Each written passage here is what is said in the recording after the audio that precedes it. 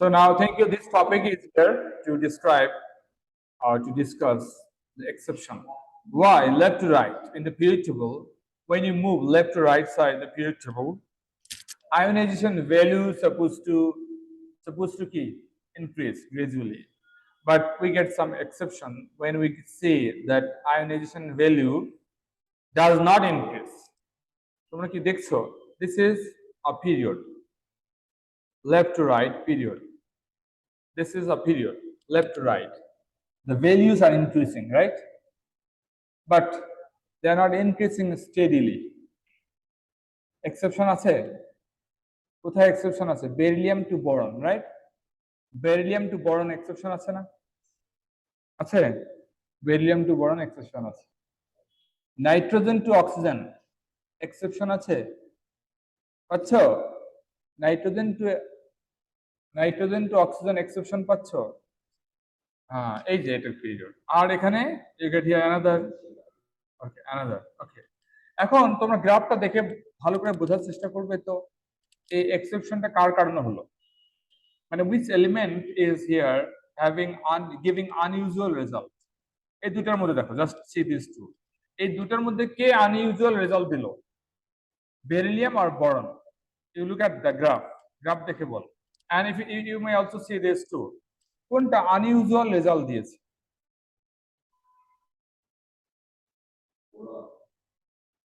boron নাকি beryllium? Graph দেখে বলছি, কিন্তু যে গ্রাফ দেখে বলো যে কোন এলিমেন্টটা এখানে আনইউজুয়াল রেজাল্ট দিয়েছে। বোরন ভ্যালুটা কম দিয়েছে, তাই এই তুমি বলতেছো বোরন আনইউজুয়ালি কম দিয়েছে। কি করে বুঝলে বোরন, বলো দেখি। না, সেটা তো এরও হইতে পারতো যে বেশি দিচ্ছে, যদি কম দিত তাহলে এই লাইনে চলে আসতো, হতো না? এটা তো আমি দেখতে বলতেছি, যদি এই ভ্যালুটা কম হতো তাহলে এখানে থাকতো, দেন লাইনে থাকতো। এই যে, তাহলে প্রবলেমটা আসলে বেরিলিয়ামের না, কারণ হচ্ছে তুমি যদি চিন্তা করো বোরনের প্রবলেম, তাহলে বেরিলিয়াম ঠিক জায়গায় আছে, রাইট? তাহলে বোরন যদি এখানে নিয়ে আসো, এখানে থাকবে, রাইট? তাহলে কার্বন আবার নিচে নামলো, তাহলে কার্বনের প্রবলেম। কার্বন উপরে থাকার কথা, নাইট্রোজেন আরো উপরে, অক্সিজেন আরো উপরে, লাইনটা তো এদিকে যাওয়ার কথা ছিল, ওদিকে যায়নি। তাহলে ক্লিয়ারলি বোঝা যাচ্ছে কার প্রবলেম, কার? বেরিলিয়ামের। ওকে, বেরিলিয়ামের প্রবলেম আছে, এই গ্রাফ সে মেনটেন করছে না স্টেডি, মানে ওকে স্টেডিলি বাড়ছে না ভ্যালু, বুঝে গিয়েছে? তাহলে আমরা কি বলবো যে left to right the value increases, okay, but few of them gives কি unusual rise or unusual fall।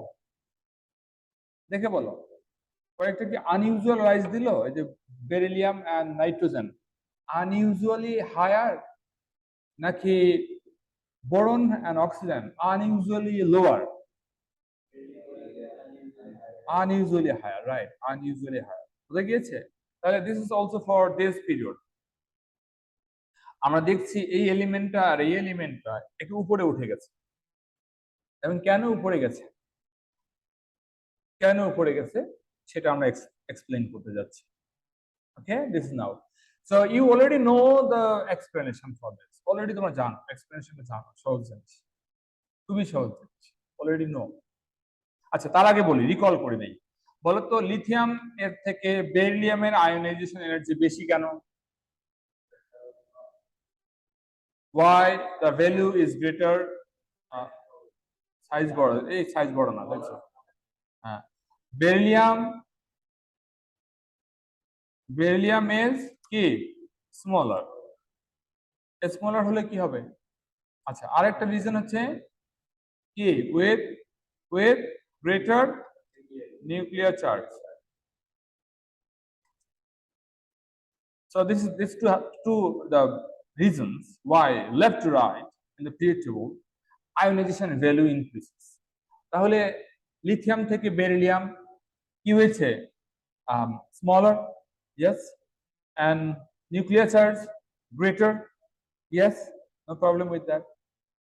ঠিক আছে, তাহলে ঠিক আছে, এখন বোরন কি হয়েছে, compare beryllium and boron, compare beryllium and boron, তাহলে কার আয়নাইজেশনের ভ্যালু বেশি হবে?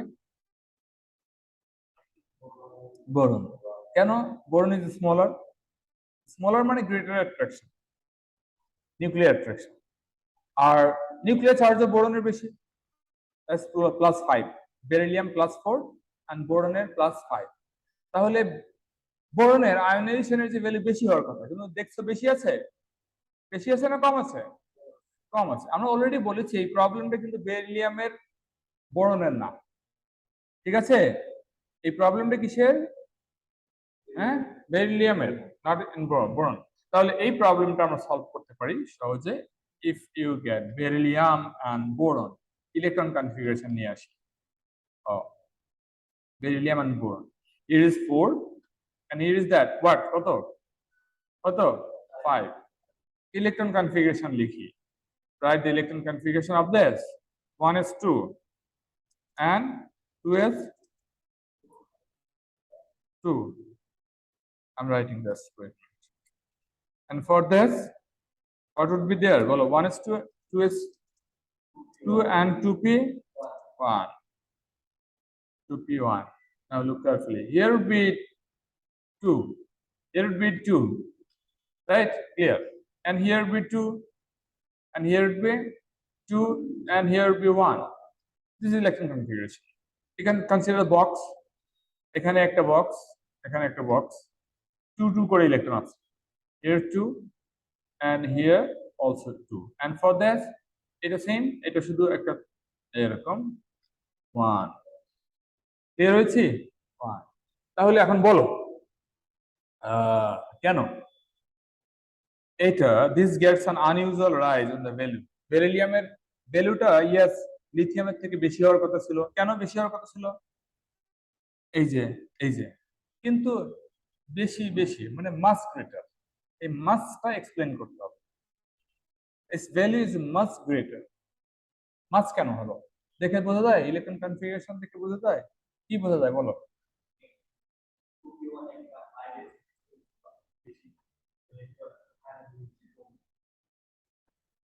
আসলে আমি চাই তোমরা বলো যে বেরিলিয়ামের কেন বেশি।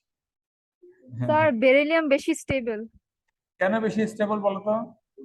কারণ কি স্যার, ওর মানে দুইটার মধ্যেই ইলেকট্রন আছে, মানে ফুল স্টেবল। এটা হচ্ছে ফুলফিল, এখানে অ্যানসারটা হচ্ছে ফুলফিল, হ্যাঁ। Yes, last electron. if you write the electron configuration, এই কথাটা লাস্ট ইলেকট্রন লেখা লাগবে না। Last electron of beryllium, okay, in কত যেন 2s, and last electron in boron in is in কি যেন 2p। Okay, clear? This is statement. তোমরা যদি ইলেকট্রন কনফিগারেশন লিখে দাও তাহলে এই সেন্টেন্সটা লিখতে হবে না। যে উপরে যে আমি ইলেকট্রন কনফিগারেশন লিখেছি, ইফ ইউ রাইট দিস, তাহলে এই সেন্টেন্স লেখার দরকার নেই, এর জন্য মার্ক আছে। Either you write present this information with electron configuration or you may write in sentence। আরেকটা মার্ক দিই, ঠিক আছে? 2s is fully filled and is more stable। এখন কি বোঝা গিয়েছে? এই যে is point is fully filled and is more stable। 2s, তাহলে এই যে half filled, partly filled, full filled আমরা পড়েছি, তাহলে সেটা দিয়ে অ্যান্সার করব। এখন wait, you should have good sense to explain this. এখানে কিন্তু উল্টা পাল্টা করে বলতে পারো। এটা কেন কম এটা বলবে না, এটা কেন বেশি এটা বলবে।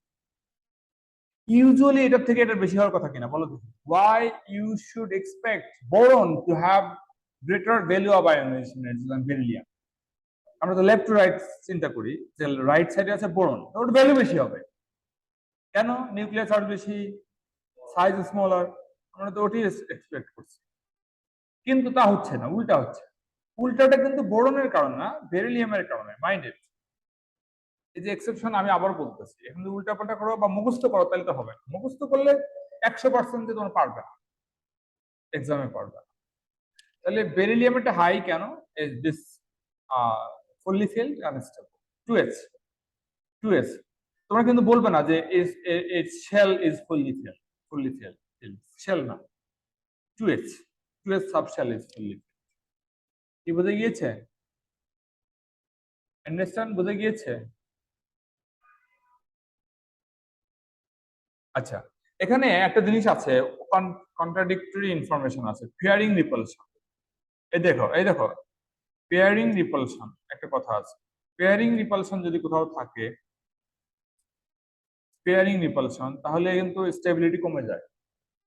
পেয়ারিং রিপালশন স্টেবিলিটি কমে যায়। পেয়ারিং রিপালশন কথাটা কখন আসবে? যখন তুমি দেখবে যার পেয়ার আছে তারই ভ্যালুটা কম। এখানে কিন্তু তার ভ্যালুটা বেশি, রাইট? এখানে তার ভ্যালুটা বেশি না? বেরিলিয়ামের ফুল দুটা ইলেকট্রন আছে, তো দুটো ইলেকট্রন আছে, আবার ওরই বেশি, that we need to explain. তুমি পেয়ারিং রিপালশন বলো, ইফ ইউ সে বেরিলিয়ামের পেয়ারিং রিপালশন আছে, এই লজিকটা যদি দেখাও, তাহলে রেজাল্ট কি হবে? না, রেজাল্ট কি হবে? যদি বেরিলিয়ামের পেয়ারিং রিপালশন ইফেক্টিভ থাকে, তাহলে তার রেজাল্ট কি হবে? রেজাল্ট হবে তার ভ্যালুটা কম হবে। কিন্তু তোমরা দেখছো তার ভ্যালুটা বেশি, বুঝে গিয়েছে? তো সেই কথাটা এখানে আসবে না, বুঝে গিয়েছে?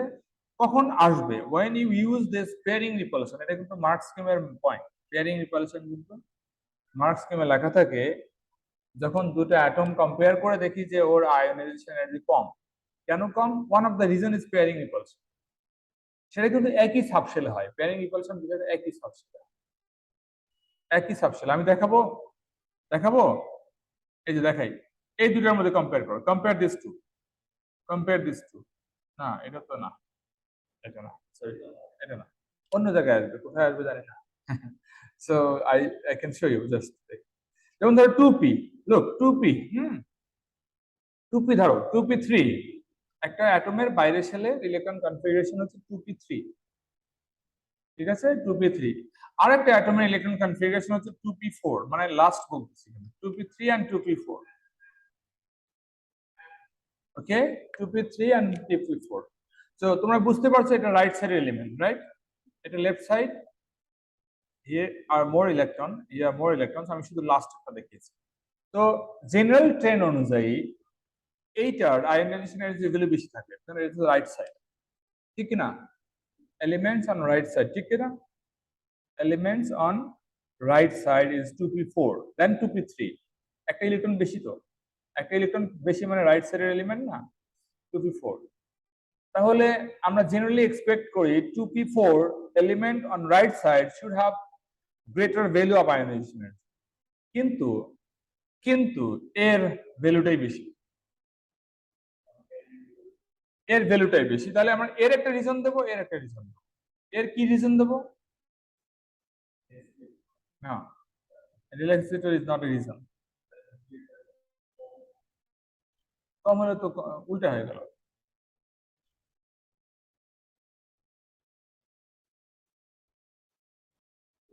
এর হচ্ছে হাফ ফিল্ড,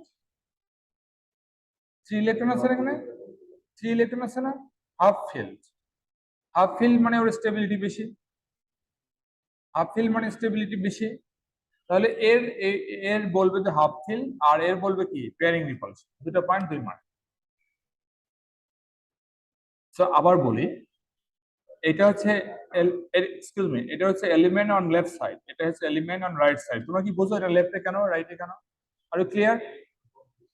হ্যাঁ, কারণ হচ্ছে এর একটা ইলেকট্রন বেশি, এর একটা ইলেকট্রন বেশি, সার্টেনলি এর ইলেকট্রন বেশি, মানে এটা রাইট সাইডের এলিমেন্ট। আমি দেখাই, এটা হচ্ছে এই ফসফরাস, আর এটা হচ্ছে sulphur, this will be there. তাহলে কার ভ্যালু বেশি, ফসফরাস না সালফার? ফসফরাসের বেশি। এটা গ্রাফটা একবারে ঠিক হয় নাই এক্স্যাক্টলি, ফসফরাসের একটু বেশি, বুঝে গিয়েছে? লেফট সাইডে,